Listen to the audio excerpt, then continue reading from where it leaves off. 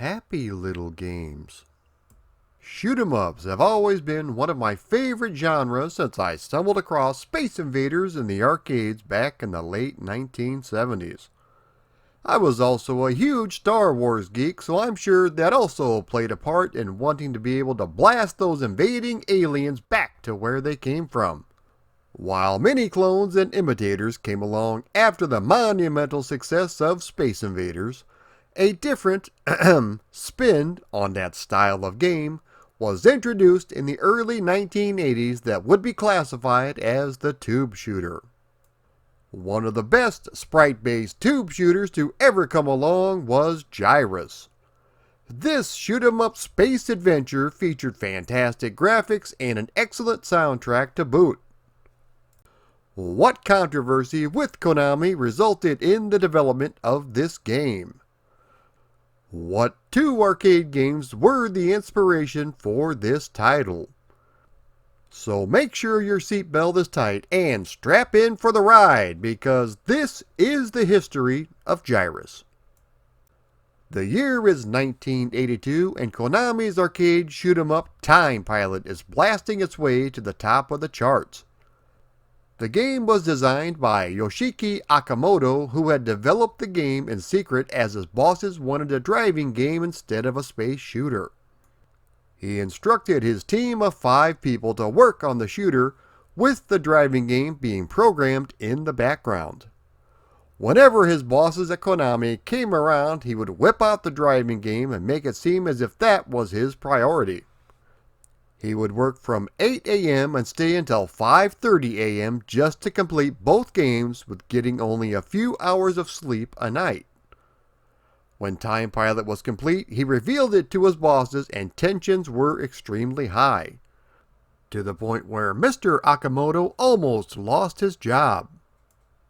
However, the game was a financial success and all was forgiven, at least for now. Due to the success of Time Pilot, his bosses instructed him to make another space shooter. He didn't want to do another standard shooter because he felt he had accomplished what he wanted to do with Time Pilot. The previous year, the Vector classic Tempest was released, which offered a whole new spin on the shoot-'em-up genre. The game introduced the term tube shooter, which, for those of you who don't know, a tube shooter will give the player a single axis of movement around the edge of the screen, creating a virtual tube. This gives the illusion that the player is moving forward into the screen while the enemies are advancing their way toward you from the center. Dave Thurer, the designer of Tempest, had the idea for the game when he kept having strange recurring dreams about people crawling out of the earth. Mr. Akamoto decided to take his love of Tempest along with the crazy action of Galaga and merge the two together, only instead of vectors, he would use sprites. Although Mr. Akamoto was a huge fan of Galaga, there was something that bothered him when it came to the game's design. Gyruss was actually inspired by a Namco game that was a big hit at the time called Galaga. I wasn't happy with being driven to the edge of the screen in Galaga and getting hit by enemy bullets, so I wanted to eliminate the edge of the screen, and that was the origin of the idea. The gameplay was only half of the experience, as he wanted the other half to include some classical music as well. Gyruss was released in the arcades in 1983. As the story goes, your spaceship is lost in outer space thanks to an infestation of space aliens. Your goal is to liberate each of the planets as you make your way to Earth. The game is a 1 or 2 player sci-fi shooter in which you have to take out the aliens that appear in waves. The spinner knob from Tempest was not carried over, so instead you have to use a joystick, which doesn't hinder the gameplay all that much. People have complained about the joystick control, but I think it worked just fine. In terms of the actual gameplay, I always wondered how a knob would feel. That's what she said. You control your ship as it rotates around the outer perimeter, firing at all the enemies towards the center of the screen as you make your way from planet to planet. As the game starts up, it tells you that you are 2 warps away from the first destination, which is Neptune. To advance to the next stage, you need to destroy all of the enemy spaceships. The enemies appear at either the center of the screen or along the edges and swirl around you in patterns similar to Galaga. Also, keep in mind that 1 hit from anything and you will die. After completing their initial deployment, they will hover near the center of the screen where you will need to shoot them as quickly as possible. In addition to the enemy ships, you have to be on the lookout for asteroids which cannot be destroyed. You do get a small point bonus for shooting at them though. You also have to contend with satellites which will fly out from the center of the formation. As they fly towards you, they bounce a high energy beam back and forth between them. If you get caught in the beam, you are toast. If you shoot either side of the satellite, it will deactivate the beam. Something else that can hurt you are the space stations. Tucked away in the middle though is a weapon pod. When you start the game, you only have a single shot gun. But by shooting the weapon pod, your gun has been upgraded to a double shot. Again, similar to Galaga. Once you reach the planet, you are presented with a bonus stage in which you need to shoot all the enemies in formation as they fly by. If you're able to shoot them, you receive a 10,000 point bonus for a perfect job. For the 3rd time, say it with me kids, just like Galaga. It takes 2 warps to reach Neptune, and from there on, it's 3 warps to Uranus,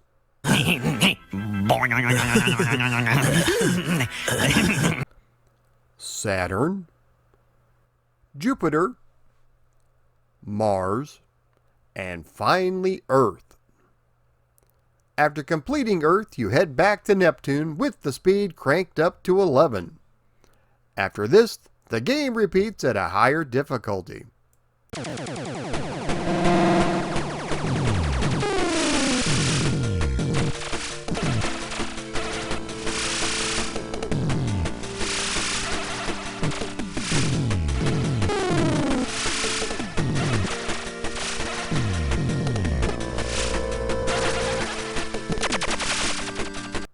In addition to the spectacular gameplay, another memorable aspect of the game is the music. The game uses an electronic up-tempo arrangement of John Sebastian Bach's Toccata and Fugue in D minor, BWV 565. This was based on the cover version by the band Sky and was released in 1980.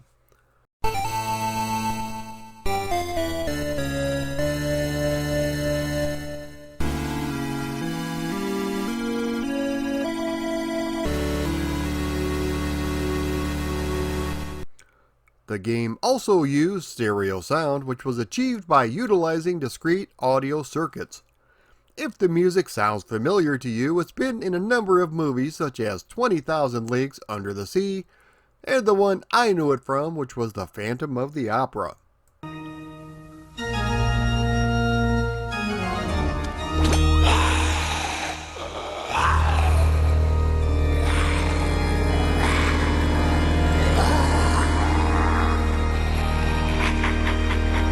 The game was a moderate hit when it was released in the arcades in 1983, but not quite as popular as Time Pilot.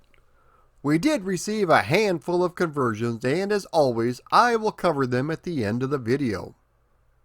After the release of this game, Mr. Akamoto had asked for a raise. He laid all his cards on the table and threatened to quit unless he was given one. After not receiving the answer he wanted, he came into work the next morning and was promptly fired. Don't feel too bad for Mr. Akamoto because he joined Capcom in 1984. He would go on to produce such titles as 1942, Gunsmoke, Willow, Final Fight, Street Fighter, and Resident Evil, among others. As I've mentioned various times in the past, game designers were not allowed credit for their work for fear of other companies poaching them. Buried in the arcade code are the names of the people involved with making this game. They even point out that they designed Time Pilot. Now you know you've produced a successful arcade game when bootlegs start popping up. Gyruss was no different with this bootleg that went by the name of Venus. Konami released a plug-and-play controller for the PC that included Gyruss, Contra, Time Pilot, and Scramble. The game featured online leaderboards, but the servers have long since been shut down. A clone was included in the game Grand Theft Auto San Andreas. It went by the wonderful name of They Crawled From Your Anus.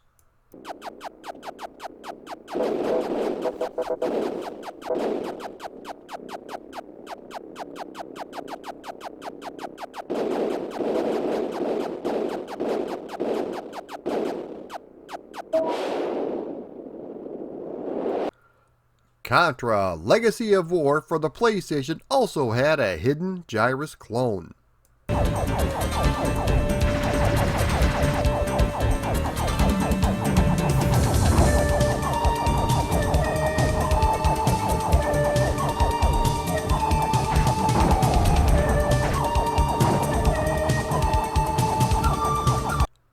Believe it or not, I was a DDR nut back in the day, even constructing my own board to play it on. Anyway, an even faster remix of the theme can be found on Dance Dance Revolution Ultra Mix 2.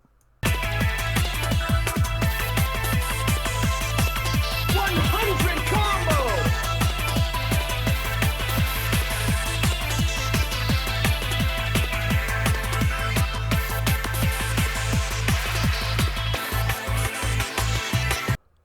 The game was released in 2007 on Xbox Live Arcade by Digital Eclipse. This features updated graphics and music, and it plays a great game of Gyruss. If you don't like the new and enhanced graphics, you can always switch back to the original arcade version. The game featured unlockable achievements as well as online cooperative play. I thoroughly enjoyed it, especially since it was only $5 on Xbox Live.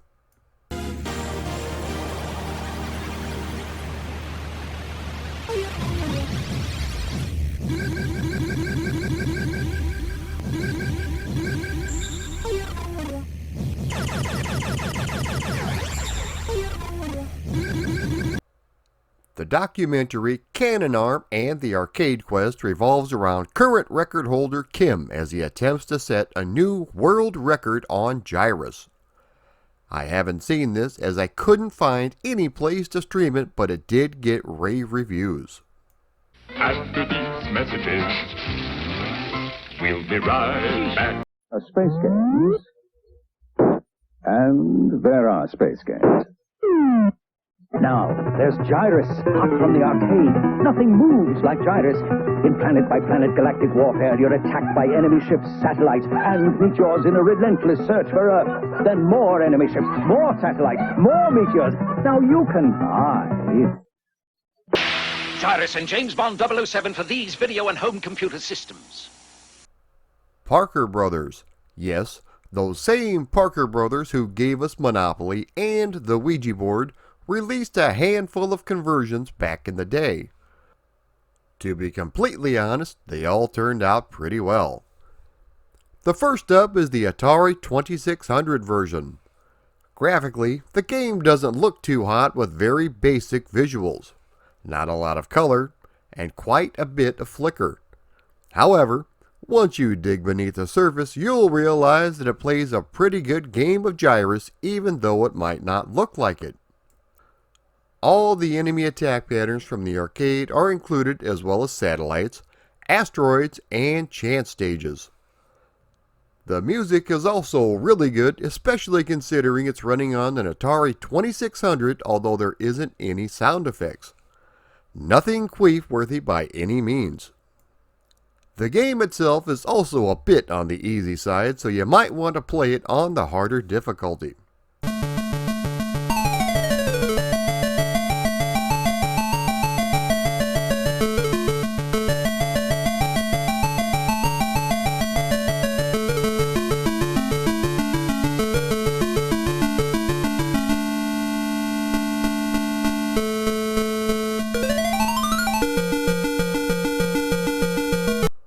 one of my favorites released back in the day was the ColecoVision version. This port is awesome with its large detailed sprites and more of the arcade presentation than what was included in the 2600 version, including larger planets, stage numbers, and a title screen. I had this title growing up from my ColecoVision, and one thing I didn't like was that the fire button was located on the side of the controller. It's no longer an issue for me thanks to playing under emulation using an Xbox One pad. The sound is really good as well, and the gameplay is nice and tight.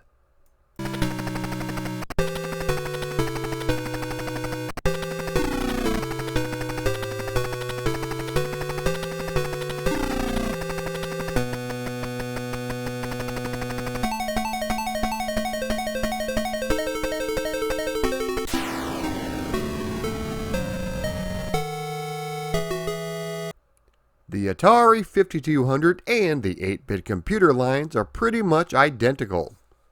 The graphics are a bit chunkier than the ColecoVision, but the ships are visible in their holding pattern at the center of the screen, letting you know how many you still have left to eliminate. The colors are a bit on the meh side, and the speed of the game is a tad slow. The music is really good, and they did a great job of converting this classical piece. It also controls really good.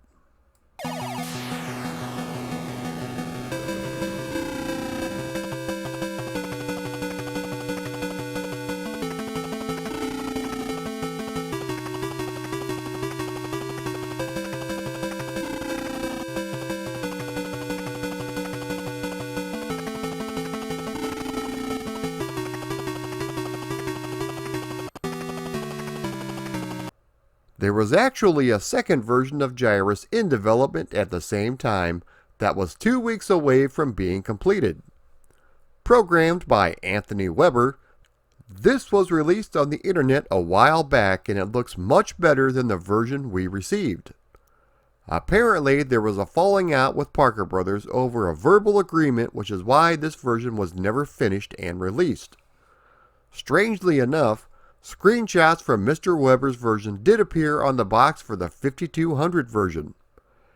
You can download his version, but since the collision detection has not been programmed in, you can't advance past the first stage. Still, it is cool to see what we could have received.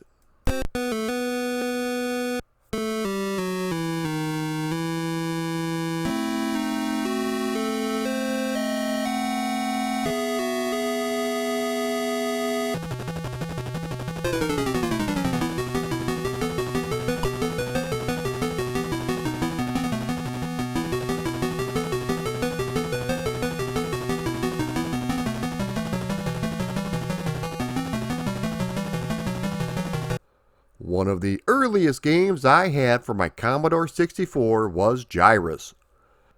This was one of the best conversions of the classic arcade game, and it was programmed way back in 1983 for the good old Commodore 64. The graphics are a bit pixelated, but they have a fair amount of detail and a decent amount of color. The music is fantastic thanks to the wonderfully sexy SID chip. Control-wise, it feels like the arcade game, which is exactly what you want when playing an arcade conversion at home. My only complaint is that the planets are not very detailed, but that is an extremely minor quibble. The game was an early Commodore release and it was small enough to fit on a cartridge. Just like I told my wife before she agreed to marry me, just because something is small in size doesn't mean it can't pack a wallop.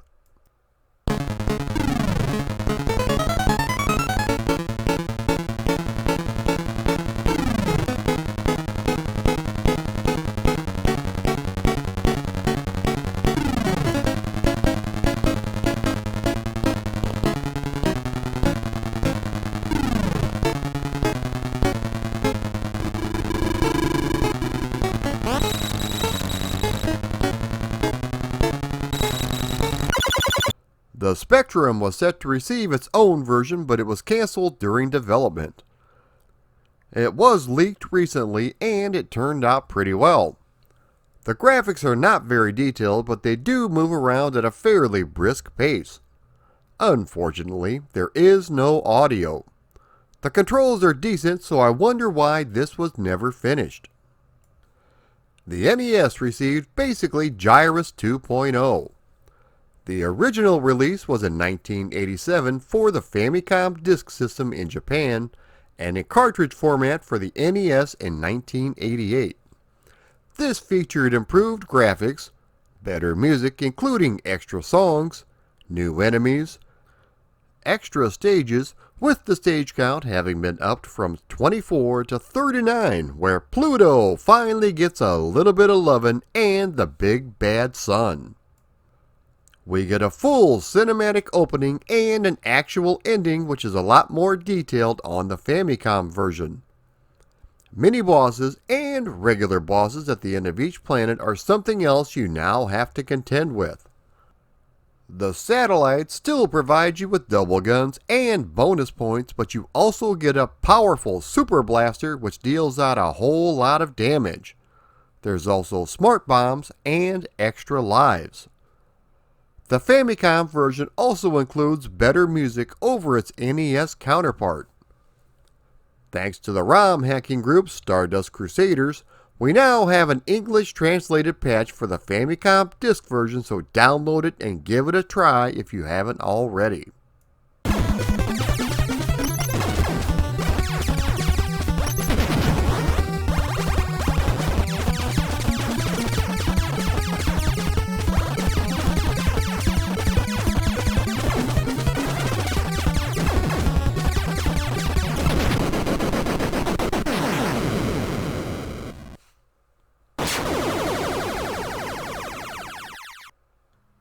Gyruss has been included in a number of compilations over the years, including Konami's 80s Arcade Gallery, as well as Konami Collector Series Arcade Advanced for the Game Boy Advance.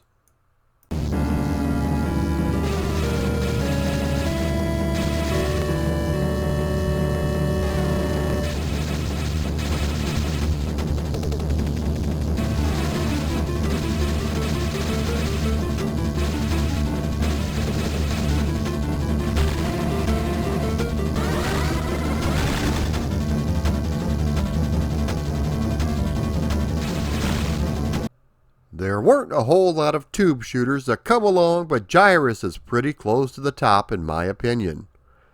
I wish the control of choice would have been the spinner knob, but it didn't matter because the music and graphics sucked the player in and it provided a fantastic gaming experience. If you've never had a chance to spin in a circle, all while killing massive amounts of enemies and traveling from planet to planet, be sure and give this game a shot. You'll be glad you did. If you like this video, be sure to like, comment, share, and subscribe. Also, if you would like to support me on Patreon, please click the link below.